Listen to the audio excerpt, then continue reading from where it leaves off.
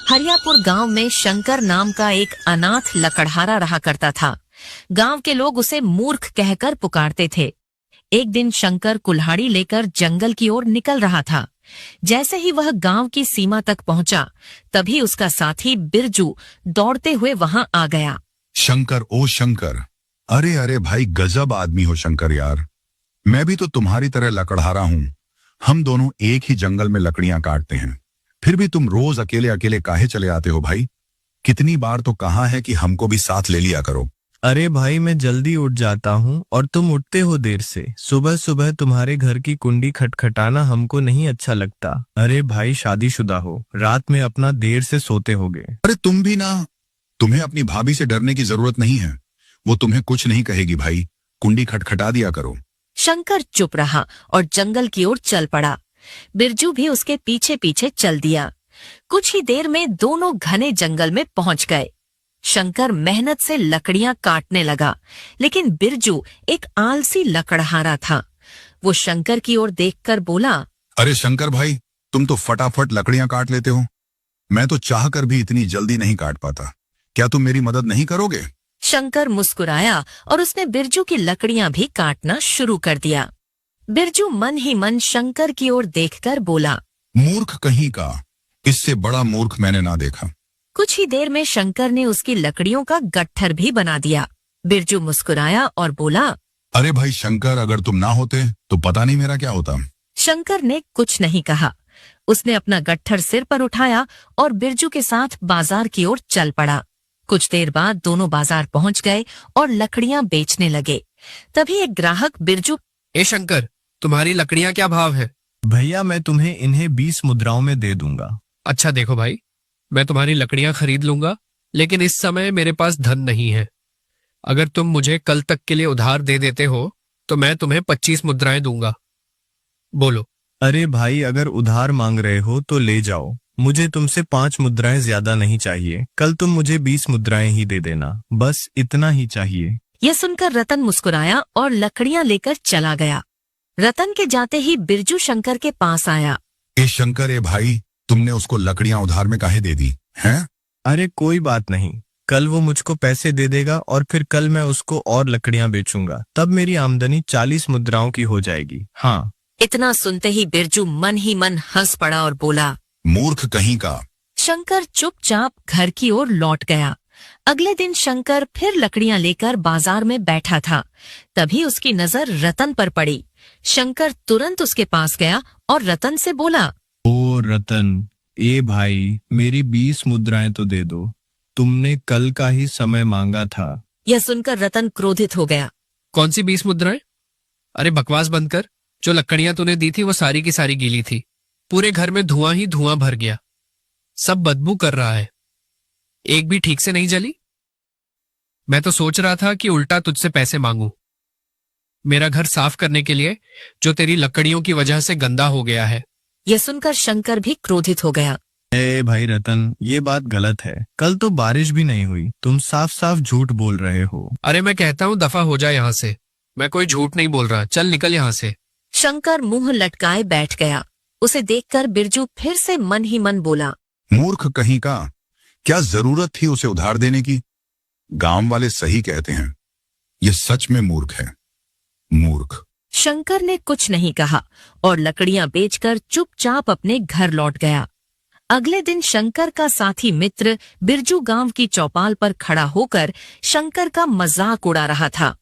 वहां पर गांव का मुखिया बैठा था और मुखिया की पुत्री राधा भी पास में खड़ी थी। मुखिया जी, हमारे गांव का सबसे बड़ा मूर्ख अगर कोई है तो वह शंकर है।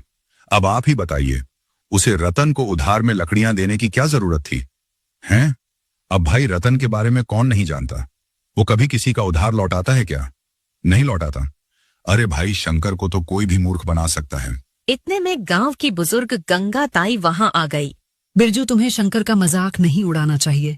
वो तुम्हें अपना दोस्त मानता है। गंगा ताई दोस्त तो वो है, लेकिन उसकी मूर्खता के कारनामे देखकर मैं हंसे बिना रह ही नहीं पाता।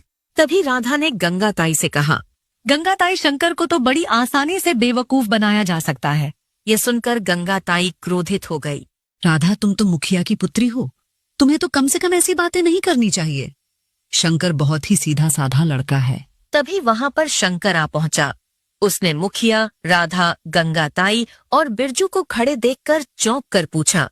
अरे क्या बात है, तुम सब यहाँ क्यों खड़े हो? राधा ने झट से उत्तर दिया। दरअसल शंकर, आज सुबह ही हमारी बकरी गुम हो गई है। हम सब इसी के बारे में चर्चा कर रहे थे। लगता है कि वो जंगल की ओर भाग गई है। शायद किसी जंगली जानवर का शिकार बन गई हो। हे भगवान, फिर तो उसका मिलना बहुत जरूरी है। अच्छा, तुम चिंता मत करो, मैं उसे ढूंढ कर लाता हूँ। इतना कहकर शंकर वहां से चला गया। उसके जाते ही राधा गंगाताई से मुस्कुराकर बोली, देखा गंगाताई, मैंने कहा था ना, शंकर को कोई भी मूर्ख बना सकता है। वो पूरी बात सुने बिना ही जंगल की ओर चल पड़ा। इसे ही तो मूर्ख कहते हैं ना। गंगाताई बेचारी चुप रह गई।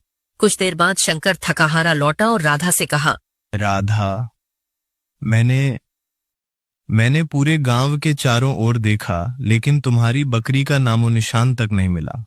ये सुनकर राधा हंस पड़ी। क्योंकि मेरी बकरी तो मेरे घर पर ही थी। मूर्ख, आने से पहले तुमने हमारे चेहरे को गौर से क्यों नहीं देखा? हम सब तुम्हारे बारे में ही बात कर रहे थे और यही कह रहे थे कि तुमसे बड़ा मूर्ख इस गांव में और कोई नहीं है। अरे देखो भाई, मेरी बिटिया सही कह रही है शंकर। तुम्हें थोड़ी बहुत चतुराई लानी चाहिए। ऐसे मूर्ख मूर्ख बन के जीवन जीने से क्या हो जाएगा। इतना कहकर राधा मुखिया के साथ चली गई। बिरजू भी वहां से चला गया। गंगाताई शंकर को देखकर दुखी हो गई और बोली, शंकर, तू आखिर कब चतुर बनेगा? जब गांव वाले तेरा मजाक उड़ाते हैं तब मुझे बहुत बुरा लगता है। तुझे क्या जरूरत थी रतन को लकड़ियां उधार देने की? हाँ, और जब लोग तेरे मुंह पर मूर्ख कहकर चले जाते हैं तब भी तो तू कुछ नहीं कहता, क्यों? गंगाताई, दरअसल मैं इन गांव वालों से ना इसलिए कुछ नहीं कहता क्योंकि बचपन में जब मैं अनाथ था तो इन्हीं गांव वालों की बदौलत ही मैं पलकर बड़ा हुआ हूँ। मैं इन्हें अपना उपकार मानता हूँ और इन्हीं के एहसान की वजह से मैं चुप रहता हूँ।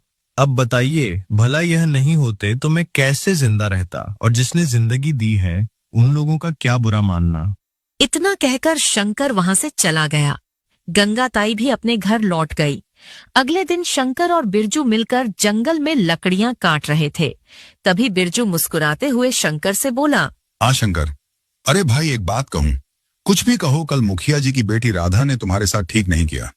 अरे भाई, उसे तुम्हारे साथ ऐसा मजाक नहीं करना चाहिए। शंकर ने कुछ नहीं कहा और चुपचाप लकड़ियां काटता रहा। लगता है कल की घटना से नाराज है। जैसे भी हो मुझे इसे मनाना पड़ेगा, नहीं तो आज सारी की सारी लकड़ियां मुझे ही काटनी पड़ेगी। बिरजू कुछ कहने ही वाला था कि तभी अचानक एक पक्षी उड़ता हुआ वहां आ गया। उसकी आंखें लाल रंग की थीं। वो सीधे शंकर और बिरजू की ओर घूर कर देखने लगा। पक्षी का इस तरह से घूरना शंकर को बड़ा ही विचित्र लगा। शंकर ने बिरजू से कहा, हे बिरजू, यह पक्षी तो बड़ा ही विचित्र लग रहा है। हाँ, तुम सही कह रहे हो। अब मुझे तो इसको देखकर डर लग रहा है। तभी अचानक वो पक्षी मनुष्य की भाषा में बोला, तुम दोनों डरो मत। अगर तुम दोनों मेरा बताया हुआ कार्य करोगे तो मैं तुम्हें धनवान बना दूंगा। पक्षी को मनुष्य की आवाज में बोलते देख शंकर और बिरजू दोनों बुरी तरह से डर गए। हे बिरजू, मैंने तो जीवन में पहली बार किसी पक्षी को इंसानी भाषा में बोलते हुए देखा है। ये कोई साधारण पक्षी हो ही नहीं सकता। हमें इसकी बात नहीं माननी चाहिए। पता नहीं मायावी पिशाच, जादुई चुड़ैल क्या हो ये। तभी पक्षी ने बिरजू की ओर देखते हुए कहा, इसकी बातों में मत आओ, मैं तुम्हारा कोई नुकसान नहीं करूंगा। बताओ, क्या तुम धनवान नहीं बनना चाहते? मैं काफी समय से देख रहा हूं कि तुम रोज मेहनत से लकड़ियां काटते हो। क्या तुम नहीं चाहते कि तुम्हारे पास इतना धन हो कि तुम्हें कभी काम करने की जरूरत ही ना पड़े? बोलो। ये सुनकर बिरजू के मन में लालच जाग उठा। ये बताओ, ऐसा कौन सा कार्य करवाना चाहते हो? बहुत मुश्किल काम नहीं है। यहां से थोड़ी दूर पे एक लाल वृक्ष है, उसकी डाल काटकर मुझे ला कर दे दो। इसके बदले में मैं तुम्हें सोने की इतनी मुद्राएं दूंगा जिसकी तुमने कभी कल्पना भी नहीं की होगी। ये सुनकर बिरजू की आंखों में और लालच की चमक आ गई। ए बिरजू, इस पक्षी की बातों में मत आओ, चालाक लग रहा है मुझे यह। मुझे तो यह एक नंबर का मूर्ख लगता है, लेकिन तुम चतुर दिखाई देते हो। देखो, जंगल के इस हिस्से में कोई मनुष्य नहीं आता। मैं काफी समय से केवल तुम दोनों को ही यहां पर देख रहा हूं। सोचा तुम्हारी मदद कर दूं। मुझे इसकी बातों में सच्चाई लग रही है। शंकर, मैं इसका यह काम कर ही देता हूं। वैसे भी मैंने लाल वृक्ष के बारे में सुन रखा है और यह केवल उसकी डगाल काटने को कह रहा है। ठीक है, कर देते हैं। क्या दिक्कत है? नहीं बिरजू। शंकर ने मना करने की बहुत कोशिश की, लेकिन बिरजू नहीं माना और पक्षी से कहा, देखो, मैंने लाल वृक्ष के बारे में सुना तो है, अब यह है कहाँ मैं ये नहीं जानता। अगर तुम मुझे वहां पहुंचा दो तो मैं तुम्हारा काम कर दूंगा। अच्छा, तो फिर आओ मेरे साथ, चलो। बिरजू पक्षी के पीछे पीछे चल पड़ा। कुछ ही देर में वे तालाब के किनारे पहुंच गए, जहां पर लाल वृक्ष खड़ा था। उसके पत्ते भी लाल रंग के थे। बिरजू ने तुरंत कुल्हाड़ी से उसकी डाल काट दी। अगले ही पल पक्षी की आंखों से रंग बिरंगी किरणें निकली और वहां सोने की मुद्राओं का ढेर प्रकट हो गया। ये देखकर बिरजू बहुत खुश हो गया। वो मुस्कुराते हुए बोला, यहां आते हुए मुझे शंकर की बात याद आ रही थी कि कहीं मैं कोई गलती तो नहीं कर रहा। अरे वाह वाह वाह! लेकिन अब तो पक्का विश्वास हो गया कि शंकर मूर्ख है। मूर्ख? अच्छा हुआ वो यहां नहीं आया, नहीं तो यह धन मुझे उसके साथ बांटना पड़ता। हाँ, यह धन ले जाओ और याद रखना, अब कभी इस जंगल में मत आना। जाओ। हाँ ठीक है, अब भला मैं जंगल में क्यों आने लगा? मैं तो धनवान हो गया हूँ। बिरजू सैकड़ों मुद्राएं उठाकर सीधे अपने गांव लौट आया। वहां उसने मुखिया को सारी घटना सुनाई और कहा, मुखिया जी, मजा आ गया। अब मैं गरीब नहीं रहा। अरे मैं धनवान बन चुका हूँ। धनवान। अरे वाह भाई, वाह वाह वाह! किस्मत का खेल है बिरजू। तुम्हारी किस्मत में धन लिखा था, सो तुम्हें मिल गया। और वहीं शंकर, वो भी तो वहीं खड़ा था, उसने अपनी मूर्खता से सब गवा दिया। इतने में शंकर वहां आ पहुंचा। उसने बिरजू से कहा, अरे बिरजू, तू यहाँ है? अरे भाई, मैं तुझे जंगल में ढूंढता फिर रहा था।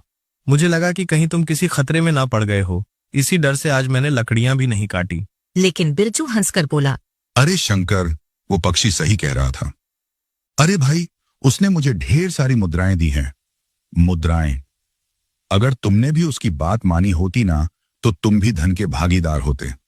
लेकिन तुम ठहरे एक नंबर के मूर्ख आदमी, इसीलिए अब तुम्हारा धन में कोई हिस्सा नहीं है। शंकर गहरी सोच में डूब गया। उसने मुखिया की ओर देखकर कहा, मुखिया जी, पता नहीं क्यों पर मुझे लगता है कि वो पक्षी कोई रहस्यमयी पक्षी था। मुझे लगता है कि बिरजू को उसकी बात नहीं माननी चाहिए थी। बाकी अब भगवान जाने। चल, मैं चलता हूँ। इतना कहकर शंकर वहां से चला गया और थोड़ी ही देर में पूरे गांव में यह चर्चा फैल गई कि शंकर ने अपनी मूर्खता की वजह से ढेर सारा धन खो दिया और बिरजू ने अपनी चतुराई से रातों रात धनवान बनने का सौभाग्य पा लिया। अगले दिन शंकर अकेले जंगल गया। उसने चारों ओर देखा और अपने आप से कहा, बाप रे बाप, न जाने क्यों आज बड़ा ही विचित्र सा सन्नाटा पसरा हुआ है। खैर, जो भी हो, अब तो मुझे अकेले ही लकड़ियां काटनी पड़ेंगी, क्योंकि बिरजू तो अब धन बना चुका है। इतना कहकर शंकर लकड़ियां काटने लगा। तभी अचानक एक चूहिया वहां पर आ गई और शंकर की ओर घूरने लगी। उसकी आंखों में आंसू थे। चूहिया का इस तरह से रोना शंकर को बड़ा ही विचित्र लगा। अचानक चूहिया इंसानी आवाज में बोली, मेरी मदद करो शंकर। ये सुनकर शंकर चौंक गया और डर भी गया। हे भगवान, कल एक पक्षी इंसानी आवाज में बात कर रहा था और आज एक चूहिया इंसानी आवाज में बोल रही है। यह जंगल तो बड़ा ही रहस्यमय होता जा रहा है। कौन हो तुम? मुझसे डरो नहीं, मैं तो तुमसे मदद मांग रही हूँ। मुझ पर दया करो, मैं बड़ी मुश्किल से कैद से भाग आई हूँ। चूहिया की आवाज सुनकर शंकर को न जाने क्यों उस पर तरस आ गया। ओ हो, कौन हो तुम और किसकी कैद से भागी हो? मुझे एक राक्षस ने जादू से इस रूप में बांध रखा है। ये सुनकर शंकर चौंक गया और बोला, हो, तो इसका मतलब तुम चूहिया नहीं बल्कि कोई और हो। तो फिर तुम्हारा असली रूप कौन सा है? राक्षस ने मुझ पर ऐसा जादू किया है कि अगर मैं किसी को भी अपनी सच्चाई के बारे में बता दूं, तो मैं उसी क्षण जलकर राख हो जाऊंगी।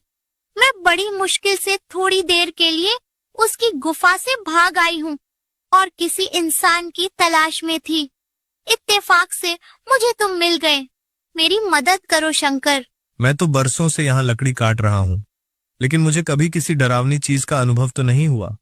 आखिर ये बताओ, यहाँ पर कौन सा राक्षस रहता है? राक्षस तो यहाँ वर्षों से रहता है, लेकिन बहुत साल पहले एक साधु महाराज ने अपनी तंत्र शक्ति से उसे वश में किया था और उसे एक पक्षी में परिवर्तित कर दिया था। कल किसी मूर्ख ने उसे आजाद कर दिया है। ये सुनकर शंकर चौंक गया। ओ, अब मेरी समझ में आ रहा है। कल सचमुच एक पक्षी आया था और मुझसे और मेरे दोस्त से इंसानी आवाज में बात कर रहा था। उसने कहा था कि लाल वृक्ष की एक डाली काट के दे दो तो वह हमें बहुत सारा धन देगा। भाई मैंने तो मना कर दिया, लेकिन मेरा दोस्त बिरजू वो लालच में आ गया। हाँ, वर्षों पहले साधु ने उसी राक्षस को पक्षी के रूप में बांध दिया था और उसके असली रूप को लाल वृक्ष की डाल में कैद कर दिया था। इसीलिए इस जंगल में वर्षों तक मनुष्य का आना बना रहा। राक्षस कई सालों से किसी मनुष्य का इंतजार कर रहा था। शायद उसकी नजर तुम दोनों पर पड़ी हो और तुम्हारा दोस्त उसके लालच में आ गया हो। विश्वास करो शंकर, अगर उसने तुम्हारे दोस्त को धन दिया है तो वह धन ज्यादा दिन तक सुख नहीं देगा। बहुत जल्द वो राक्षस तुम्हारे गांव में तबाही मचाएगा। ओ, तो इसका मतलब बिरजू की मूर्खता की वजह से वो राक्षस आजाद हो गया है ना? अचानक चूहिया रंग बिरंगी किरणों में बदलकर वहां से गायब हो गई और दूर से जंगल में गूंजती हुई हंसी सुनाई देने लगी। मूर्ख इंसान। ये सुनकर शंकर के रोंगटे खड़े हो गए। वो डर के मारे वहां से भाग गया और सीधे अपने घर आ पहुंचा। घर पर शंकर मन में बार बार उस चूहिया का विचार करता रहा। सुबह के समय कुल्हाड़ी उठाकर अपने आप से बोला, हाँ, मुझे अब इस रहस्य का पता लगाना चाहिए। कहीं वास्तव में बिरजू की मूर्खता की वजह से वो राक्षस आजाद ना हो गया हो।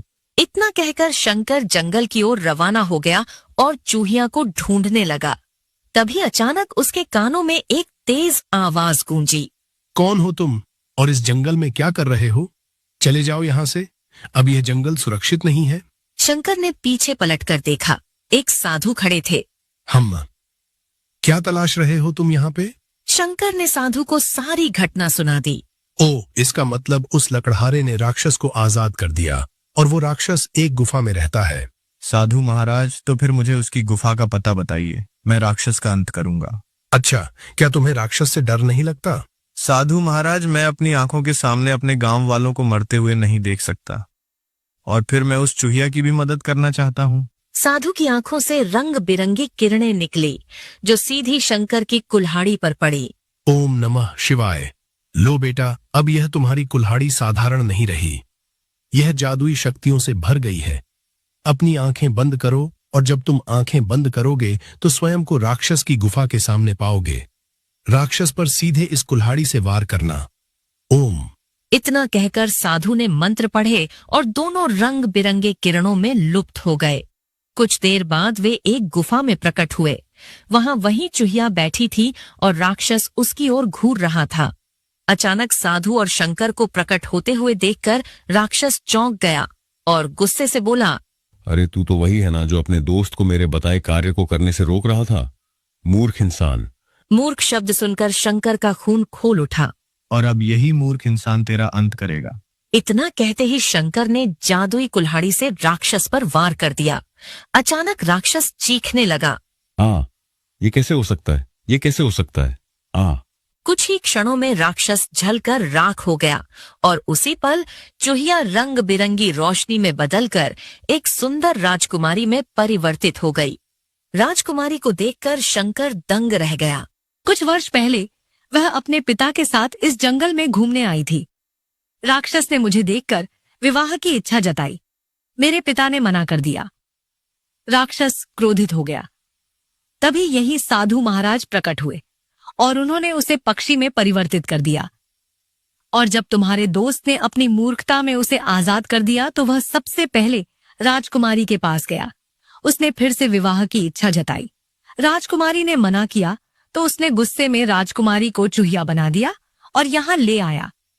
लेकिन किस्मत से राजकुमारी भाग निकली और तुमसे मिली और आज तुम्हारी वीरता से राक्षस का अंत हुआ। शाबाश। क्या तुम मुझसे विवाह करोगे? अब राजकुमारी, मैं तो एक साधारण सा लकड़हारा हूँ। नहीं शंकर, तुम साधारण नहीं हो। तुम्हारा मन सोने की तरह शुद्ध है। तुम वीर भी हो और तुमने मेरी जान बचाई है। शंकर मुस्कुराया और राजकुमारी के साथ गांव लौटा। साधु ने गांव वालों के सामने शंकर की वीरता का बखान किया। गांव वाले जो उसे मूर्ख समझते थे, शर्मिंदा हो गए। वहीं राक्षस का अंत होते ही बिरजू की सारी स्वर्ण मुद्राएं मिट्टी में बदल चुकी थीं। हे बिरजू, तुम्हारे नसीब में बस थोड़े से धन का सुख लिखा था, लेकिन शंकर के नसीब में राजकुमार बनना लिखा था।